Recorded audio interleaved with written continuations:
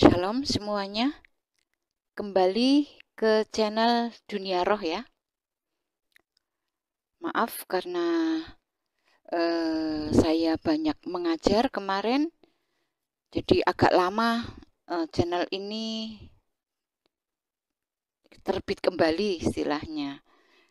Karena kemarin saya banyak nemuin murid-murid yang saya ajarin untuk praktek, bagaimana prakteknya, itu perlu dituntun, perlu diajarin walaupun belum maksimal karena keterbatasan waktu ya. Jadi yang belum terbuka dibukakan, kadang ada yang sudah langsung terbuka di tempat itu, juga kadang harus pakai waktu ya masing-masing. Itu jadi saya harus kemarin ke Jakarta ya, hampir 2 minggu ya, 11 hari atau berapa hari saya di Jakarta, nemuin murid-murid, nemuin jiwa-jiwa yang terhilang dan menghilang yang perlu didatangi ya, untuk dibawa ke Yesus supaya surga penuh.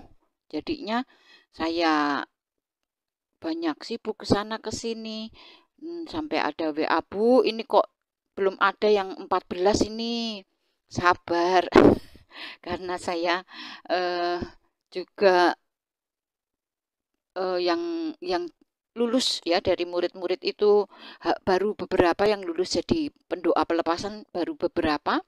Jadi kalau saya mendoakan pelepasan itu, yang butuh-butuh didoakan pelepasan, kalau saya sendiri kewalahan. Jadi saya harus training ya, ngajarin untuk murid-murid itu bisa belajar pelepasan supaya bantu. Ya, saya nggak bisa sendiri karena dunia itu luas. Jadi banyak yang terbelenggu, banyak yang mati rohani, banyak yang masih hidup tapi jiwanya ada di alam maut gitu.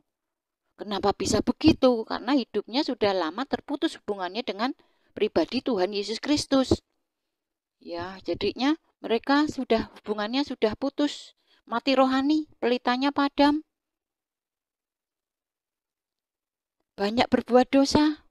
Akhirnya walaupun masih hidup itu jiwanya ada di alam maut itu. Kok bisa begitu? Ya begitulah, itulah kehidupan. Makanya ayo buka 5 panca indera rohmu supaya kamu ngerti kamu tuh di alam maut atau benar-benar tubuh jiwa rohmu ada di situ. Jadi satu. Kalau jiwamu ada di alam maut, kamu ndak tahu ya, tunggu OTW rohnya kamu. Nah, jadi tubuhnya kalau meninggal dikubur, jiwa dan rohnya di alam maut. Jangan sampai. Makanya buktikan, dibuka 5 panca indera rohnya. Itu kemarin saya juga saya pandu ya, saya bimbing untuk membuka 5 panca indera rohnya karena sudah mau baca Alkitab ya. Saya bimbing, ayo lihat, ayo kan ibu, karena penasaran ya, apa kok saya di alam maut, Bu? Kok aku di alam maut gitu. Udah ya begitulah, memang kenyataannya begitu, yang di alam roh seperti itu. Akhirnya saya tuntun, ayo lihat sendiri. Benar, dia ngelihat sendiri bahwa dia di alam maut. Gitulah, saya senang kalau model murid gini. Jadi jangan percaya aja, buktikan gitu. Omonganku bener ndak gitu. Ada juga yang masuk di grup pemuritan itu, bukan murid Vita ya, murid Yesus. Itu yang tidak percaya, masa sih dengan membaca Alkitab bisa bisa apa namanya, bisa melihat baik itu setan maupun iblis maupun malaikat, masa sih nggak percaya. Jadi di grup itu hanya sebagai penonton dan cuman sebagai karena dia penasaran aja. Nah, setelah banyak murid-murid yang kesaksian buka, dia sebenarnya nggak mau ngikutin baca Alkitab karena nggak percaya. Itu makanya setelah itu kok banyak yang bisa ngelihat ya, kok bisa mendengar ya, 5 panca indera rohnya kok bisa terbuka. Dia penasaran, baca nggak sampai 10 pasal, telinganya dengar suara-suara yang aneh. Jadinya, oh ternyata benar apa yang dikatakan Bu Vita. Jadi ajarannya ini benar. Saya cuman di situ cuman menonton, sebagai penonton. Itu lihat ini pada ngapain sih di grup itu. Saya biarkan ya, karena banyak yang, Bu, saya pengen belajar, ya saya nggak ngerti ini siapa, ya dari kota mana, baik di dalam dan di luar negeri, ya udah masuk. Bu, mau belajar, masuk, sudah. Nanti urusannya Tuhan, ya. Saya itu nggak pengen punya grup-grup banyak itu, saya itu nggak mau ribet, ya. Tapi karena mereka mau belajar, akhirnya ada grup 1, grup 2, grup 3, bat 1, bat 2, bat 3. Saya nggak mau. Nah, tapi saya sudah dipercaya Tuhan, ya, karena domba datang dan pergi itu semua seizin Tuhan. Kalau tidak diizinkan mereka datang kepada saya, ya tidak diizinkan, kenal aja enggak. Ya, tapi kalau diizinkan Tuhan, ya mereka datang, ya nyari aku, ya itu. Ya mereka banyak dibukakan, bahkan ada yang panik, ya. Panik, yang mereka kok sudah pada buka, aku belum. Akhirnya panik, sabar, sabar. Karena masing-masing itu, tiap-tiap orang itu lain-lain waktunya, tapi mesti buka. Kalau orang lain buka, pasti nanti akan buka. Tapi panik ya, kalau lihat murid lain itu sudah buka, diri sendiri itu kok belum buka, itu panik. Itu ada yang panik. Tenang, tenang. Kenapa, Bu? Apa masalahnya? Apa masalahnya kok aku belum buka-buka, ya? Saya tuntun ya, tuntun. Akhirnya tiba-tiba saja buka. Itulah, ya. Jadi itu seperti itu, harus diajari. Anak-anak Tuhan itu, orang-orang Kristen itu harus diajari, ya. Makanya itu ada juga yang sekarang, ya, yang terjadi di YouTube itu, ya, dunia apa itu, dunia YouTube itu namanya apa. Nah, itu ada juga yang bilang melarang jangan belajar dunia roh, gitu kan. Itu terang-terangan, itu jangan belajar dunia roh, alasannya ini, ya. Nah, nanti dibukakan cakranya. Enggak, jangan miskomunikasi, ya. Maksudnya gini, saya enggak buka cakra, ya. Cakra itu mata yang ada di dahi itu namanya cakra. Itu tahu sendiri kan, kalau mata di dahi itu siapa, ya, itu iblis, dajjal. Jadi kalau di dahimu ada mata, minta tolong sama Tuhan Yesus, ini dibuang ini mata satu di dahi, itu simbol iblis, ya. Jadi saya enggak membukakan cakra, ya. Jangan salah miskomunikasi. Saya enggak membuka cakra. Cakra itu bukan dari Yesus. Cakra itu ada mata di dahi, di kening, itu simbol mata satu, itu iblis. Jadi kalau kamu ada cakranya, ada matanya, itu minta Tuhan Yesus atau minta malaikatnya. Karena malaikat-malaikat Tuhan itu diutus untuk melayani orang-orang ketebusannya. Itu ayatnya di mana? Buka Alkitab sendiri. Jadi biar kamu baca Alkitab, ya. Buka itu, karena malaikat-malaikat itu diutus untuk melayani orang-orang ketebusannya. Jadi kalau kita minta malaikat, sah, ya kan? Karena Tuhan Yesus nggak bisa bekerja sendiri. Makanya malaikat itu dari surga bumi surga itu naik turun, laporan, kirim berkat, ya kan?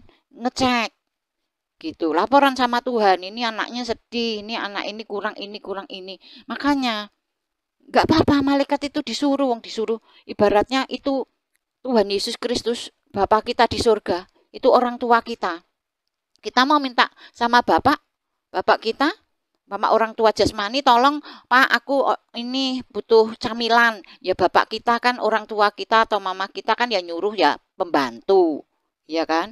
Lah kalau kita sebagai anak punya hak dilayani pembantu, ya udah langsung aja bilang sama pembantunya. Sama-sama disuruh umpama ke warung, umpama kita minta sama orang tua kita, mintakan belikan camilan, ya nanti orang tua kita nyuruh pembantu untuk beli camilan. Nah kalau orang tuanya repot, kita udah dewasa, ya udah langsung aja sama pembantunya, Mbak belikan ini, gitu loh maksudnya. Jadi jangan salah pengertian, karena ada yang di grup-grup itu doa-doa itu untuk dengan doa-doa itu yang ada menyuruh malaikat, ya, itu di grup-grup dari yang murid itu yang belajar di dunia roh ini di share di luar grup, jadi bukan dunia roh, belajar dunia roh lah, ini menimbulkan keributan, perdebatan. Aduh, aku sampai Bu Vita, di luar Ibu Vita dibilang sesat, gitu. Aduh, saya itu Bu bela Bu Vita, nggak terima, karena Karena Bu Vita dibilang sesat, padahal Bu Vita itu enggak sesat. Saya dikeroyok loh Bu di grup. Aduh, ya ampun. Aduh, aduh, ini kamu jangan, kalau aku dijelek-jelekan, kalau aku dibilang sesat, tolong kamu jangan membela aku. Biarkan aja. Saya malah mengkhawatirkan nanti urapanmu bocor. Mempelai itu harus identik dengan pelita dan minyak. Lah kok kamu gara-gara cuman membela aku urapanmu bocor, sayang sekali udah. Ada yang bilang aku sesat, ada yang bilang aku ini itu, udah biarkan, jangan, walaupun kamu ada di grup itu diem aja. Ya, kamu jangan jangan terpancing emosi amarah nanti urapanmu bocor. Lah itu strateginya iblis untuk membocorkan urapanmu supaya kamu jangan jadi mempelai. Kita harus mengenal ya. Taktik iblis itu kalau anak-anak Tuhan berkumpul itu dia nembakkan api perpecahan, tembakan panah perpecahan, keributan, kesalahpahaman, dibikin macam-macam. Jadi ya itulah eh, kehidupan dunia itu, ada malaikat, ada iblis. Iblis gimana caranya ya untuk menggeret anak-anak Tuhan? Ya itu memang memang jadi keributan ya. Ini belajar dunia roh, dibilang sesat, dibilang ini itu, bahkan ada channel dari YouTuber itu melarang keras dengan radikal, dengan terus terang, jangan belajar dunia roh. Saya enggak apa-apa karena memang itu untuk gini. Jadi karena di dalam grup itu ada yang anak orang Kristen yang sukanya ubyang-ubyung bahasa Jawanya, lari ke sana, lari ke sini. Ini apa trennya yang sekarang di kekristenan ini? Oh, ini belajar dunia roh, ikut. Oh, ini ada trennya itu, ikut ke sana, ikut ke sana, ikut ke sini. Ya, gampang terombang-ambingkan. Banget banyak yang apa? Bobotnya itu ndak ada.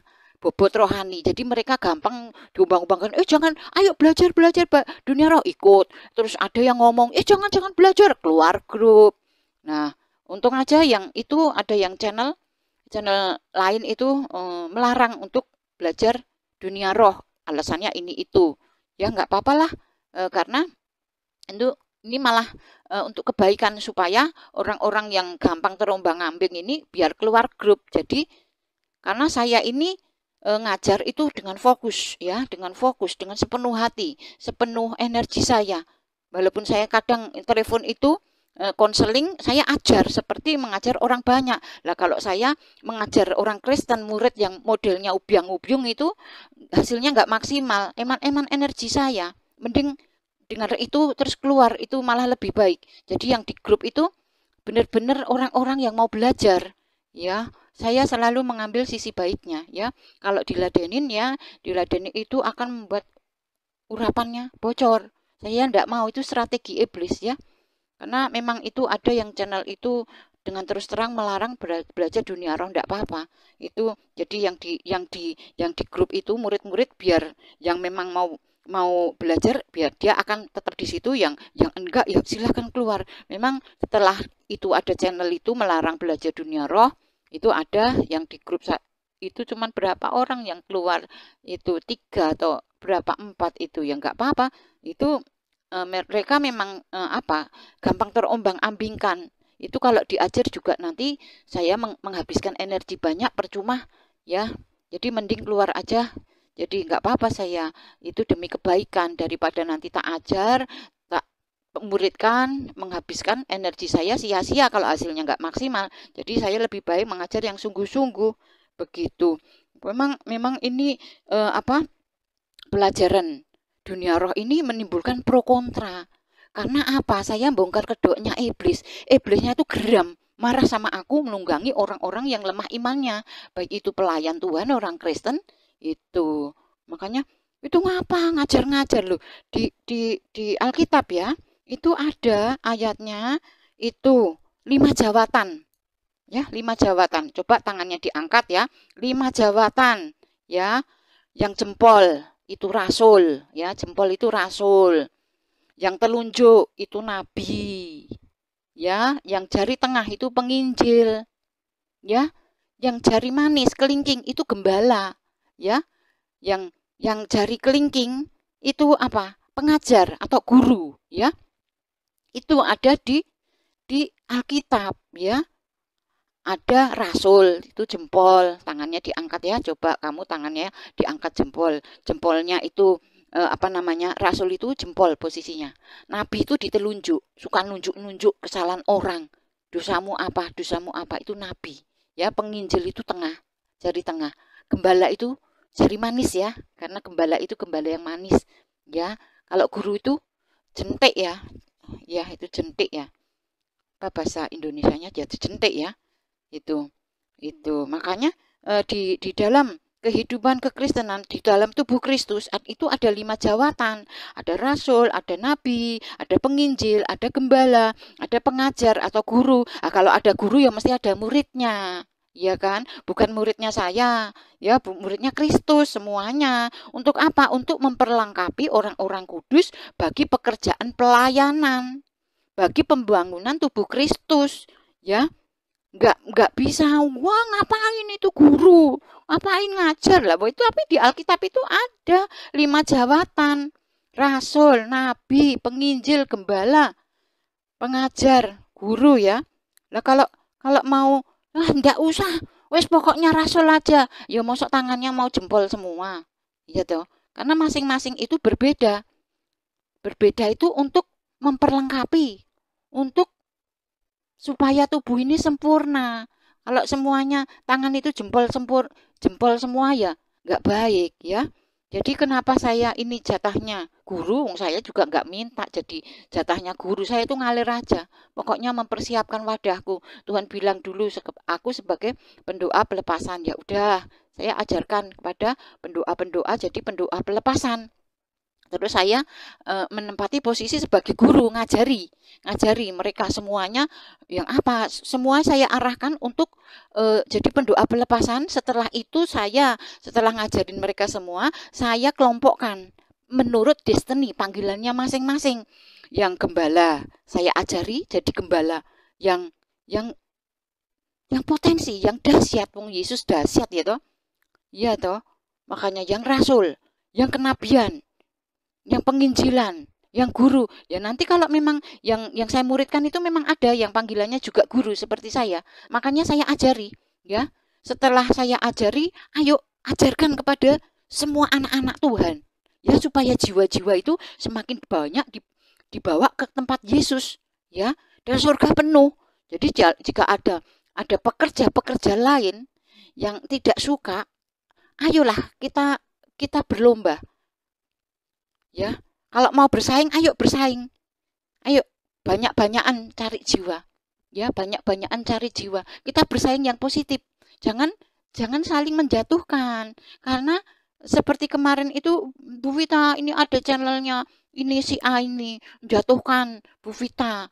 Kayaknya ini memang dengan terbuka melarang untuk belajar dunia roh begitu. Ini gimana ya, udah kita sebagai pekerja ya, tim kami sebagai pekerja hadapkan sama Tuhan. Ini kenapa? Ya diperlihatkan hati Tuhan itu berdarah. Ini melukai hatinya Tuhan. Kalau para pekerja itu di ladang Tuhan itu saling serang, hatinya Tuhan itu sampai berdarah ya, bukan menangis air mata, tapi sampai berdarah. Menangis Tuhan. Ya. Kenapa abdi-abdiku, hamba-hambaku ya tidak mau berunity, malah saling serang. Harusnya ayo berlombanya, kalau mau saingan ayo cari jiwa sebanyak-banyaknya, ayo banyak-banyakan cari jiwa buat Yesus supaya surga penuh. Jangan sini cari jiwa, di situ malah disabot. Kan nanti jiwa-jiwa yang dapat sedikit. Nah, kamu nanti kalau kayak gitu urusannya sama Tuhan, Tuanku, Tuhan kita, Tuhan Yesus Kristus. Ayo kalau mau berlomba, ayo berlomba, ayo bersaing yang positif ya. Saya enggak marah, saya mengasihi semua. Cuman ini pekerjaannya pekerjaan Tuhan Yesus Kristus, bukan pekerjaan saya. Saya cuman hamba.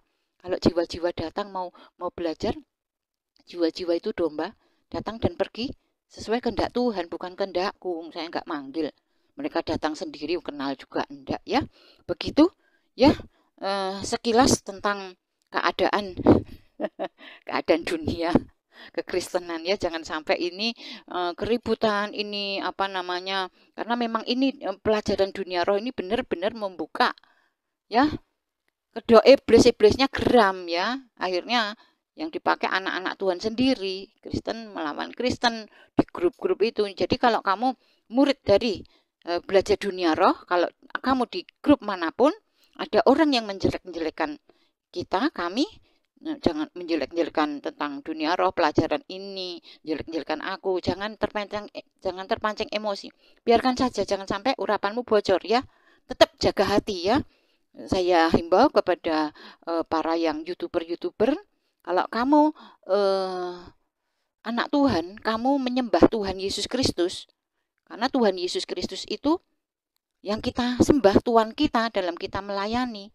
Ya, jangan memecah belah ya khotbahnya, karena Tuhan Yesus Kristus itu Raja Damai. Kita harus mengabarkan sukacita, damai, karena Tuhan Yesus itu Raja Damai. Jangan dibikin di dalam pelayanan itu saling ribut ya. Itu pesan saya, kalau mau bersaing, ayo bersaing. Kalau kamu dapat jiwanya sedikit ya upgrade kemampuanmu. Gimana caranya supaya kamu dapat jiwa banyak? Kita itu sebagai pekerja ya harus profesional. Gimana caranya? Hanya bekerja, bukan hanya cuman bekerja ya, tapi benar-benar cari jiwa sebanyak-banyaknya buat Yesus ya, buat kerajaan surga. Karena Tuhan telah ke surga itu untuk menyiapkan ya kita semuanya untuk masuk dalam kerajaan surga, menempati rumah-rumah yang disiapkan Tuhan Yesus, begitu ya. Kita kembali ke pelajaran ya, ke belajar dunia roh. Kita belajar tentang hati-hati dengan melayat ya. Itu karena kenapa saya bilang begitu? Karena di dalam imamat kitab Taurat itu jangan menjamah mayat ya, karena najis. Ya, bahkan orang yang sudah menyentuh mayat disuruh keluar dari kemah ya, dikeluar dari kemah itu yang dibuat Musa itu, tidak boleh masuk dalam kemah pertemuan. Kenapa? Karena mayat itu adalah tubuh orang mati. Pada saat orang itu mati ya, orang itu kalau waktu masih hidup banyak setannya, roh-rohnya yang di dalam itu, mungkin itu dukun, itu paranormal, itu suhu, atau orang-orang yang banyak dosanya, itu biasanya setannya itu di dalamnya banyak ya. Dan setelah itu orang itu mati, roh-roh setan iblis yang ada di dalam tubuh itu mencari tubuh baru untuk ditempati ya. Makanya kadang orang-orang yang dari rumah duka melayat itu banyak diikuti ya, diikuti setan iblis. Karena orang yang mati itu otomatis setan-setan yang dulu di dalamnya orang itu otomatis keluar ya, keluar mencari pertama orang-orang yang ada hubungan darahnya, mungkin anaknya, cucunya ya, yang dikasihi. Pertama nyari orang-orang yang ada hubungan darahnya ya, apalagi kalau dia itu dukun. Makanya terus ada dari keturunan dukun itu anaknya atau cucunya itu mewarisi ilmu dari mbahnya atau kakek buyutnya, karena setan itu, ilmu itu setan ya, itu diwariskan kepada yang pertama yang punya hubungan batin, hubungan darah ya. Jadi kadang itu dulu kakeknya meninggal waktu anak ini masih bayi ya, itu terus akhirnya besarnya itu bisa memiliki kemampuan seperti mbahnya, karena waktu mbahnya mati ini setannya itu kemampuannya ini turun ke cucunya. Makanya pada waktu manusia mati itu terjadi pelepasan roh-roh setan iblis ini keluar dari tubuhnya, mencari tubuh yang baru untuk ditempati ya. Ibaratnya dalam peperangan roh, untuk memenangkan sebuah kota itu didudukin dulu ya. Jadi manusia-manusia itu didudukin supaya besok kalau mati jiwanya, rohnya bisa masuk neraka, masuk ke Hades ya.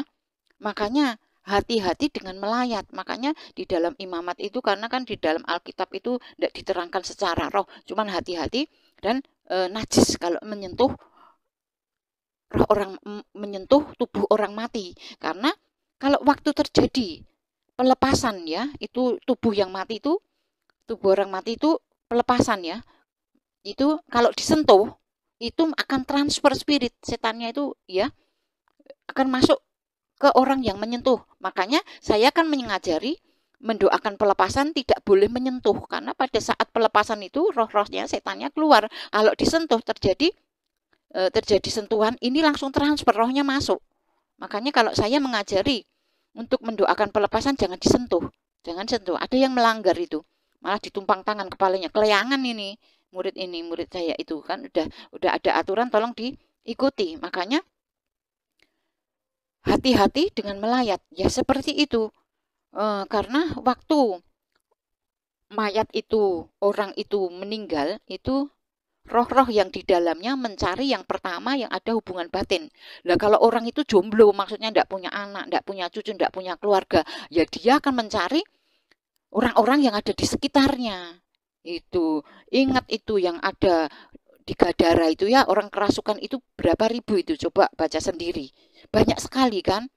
Nah itu kalau satu orang mati itu keluar beribu-ribu itu nyari tempat baru, tubuh baru. Itu makanya kalau hati-hati kalau melayat, itu pulang dari melayat kebas-kebas. Itu kalau enggak, ayo bajunya itu diganti semua, mandi, itu bersih. Ya, supaya spirit-spirit itu jangan nempel, karena ya itulah dunia roh itu kalau kita mengerti itu mengerikan, karena di situ banyak pekerjaan setan, pekerjaan iblis untuk menggandeng manusia nanti masuk ke neraka. Ya, makanya aku dulu melayat ya. Dulu pernah melayat. Nah, dan ada setan-setan itu. Setan-setan itu apa? Setan-setan itu berdiri di dekat petinya, bagian tangan kanan, kiri, dan kepalanya. Nggak ada setan yang nungguin di bagian kakinya. Itu aku tanya sama Tuhan itu, dan dijawab sama malaikat, karena kalau kalau manusia itu pada waktu meninggal itu rohnya keluar, ya, keluar itu lewat kepala gitu loh, ya. Dan pada waktu umpamanya orang itu mati hidup kembali, nah itu rohnya itu masuk lagi juga lewat kepala. Makanya pada saat aku melayat, iblis itu tahu, karena aku itu sukanya usil ya, sukanya usil, dan aku tuh orangnya nekat. Makanya iblisnya itu jagain di bagian lengan kiri, kanan, dan kepalanya. Kenapa ndak di kakinya? Karena umpamanya aku nekat ya mendoakan supaya rohnya kembali. Nah ini dijagain nanti, karena lewatnya kan lewat kepala, nggak mungkin lewat kaki. Pertama sih lewat kepala, makanya kepalanya itu dijagain sama iblis supaya nanti kalau aku umpamanya aku mendoakan supaya rohnya kembali itu jangan masuk lewat kepala, nggak bisa dijagain itu gerbangnya, karena kepala itu gerbang ya. Istilah saya ya, itu gerbang. Makanya itu dijagain sama iblis itu. Makanya hati-hati dengan melayat ya. Hati-hati dengan orang mati. Itu bukan bukan maksudnya itu bukan apa ya, membenci, bukan, tapi hati-hati karena tubuh orang yang sudah meninggal itu terjadi pelepasan roh-rohnya apapun ya.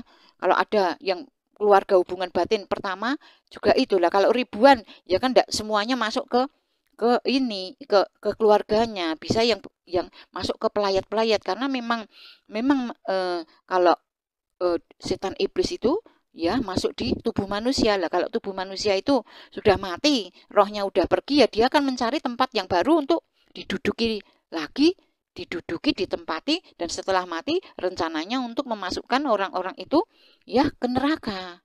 Begitu ya. Makanya pentingnya baca Alkitab supaya yang di dalam kita itu Yesus.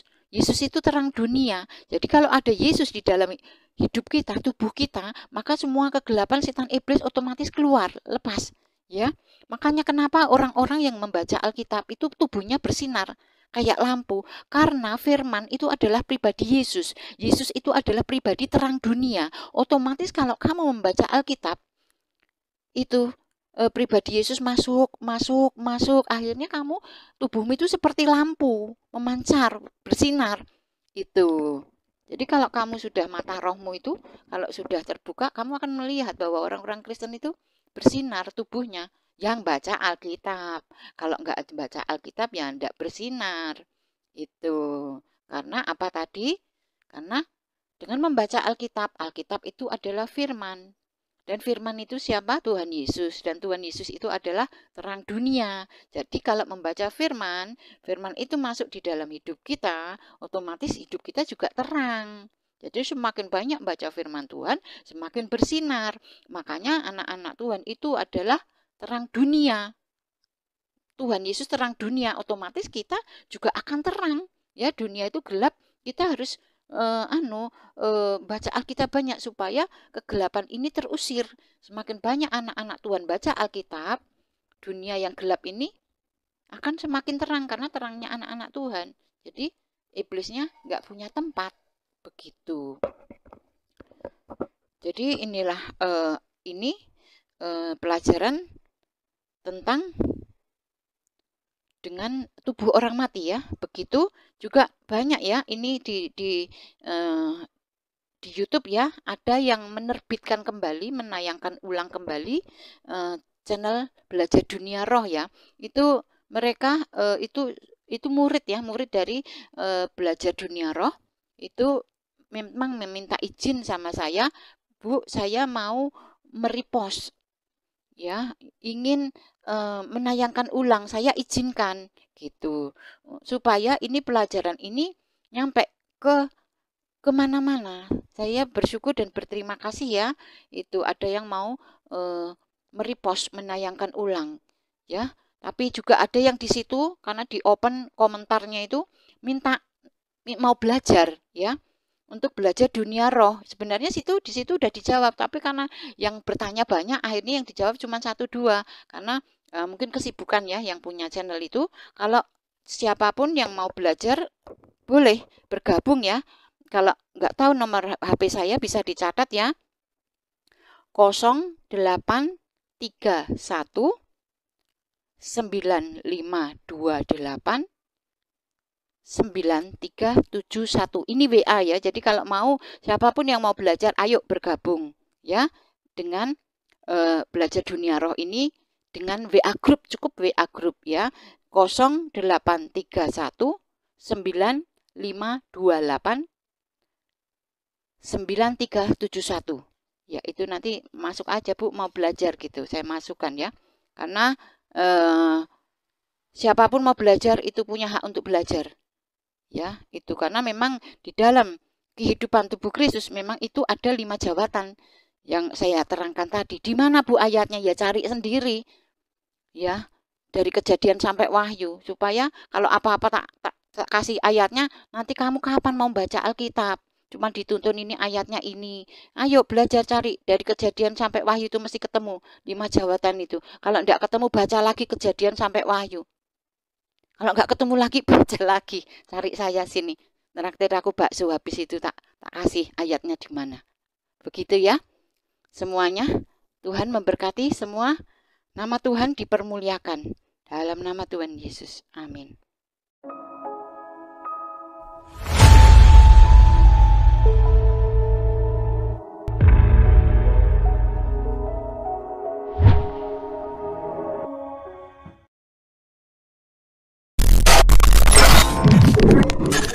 Thank you.